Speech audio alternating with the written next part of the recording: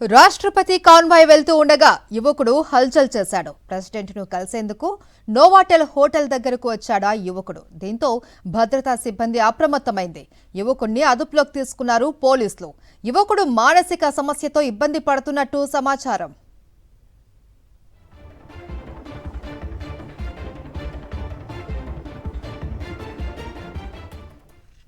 రాష్ట్రపతి కాన్వాయ్ వెళ్తూ ఉండగా యువకుడు హల్చల్ చేశాడు. ప్రెసిడెంట్ను కలిసేందుకు నోవాటెల్ హోటల్ వద్దకు వచ్చాడా యువకుడు. దీంతో భద్రతా సిబ్బంది అప్రమత్తమైంది. యువకుడిని అదుపులోకి తీసుకున్నారు ఆ పోలీసులు. యువకుడు మానసిక సమస్యతో ఇబ్బంది పడుతున్నట్లు సమాచారం.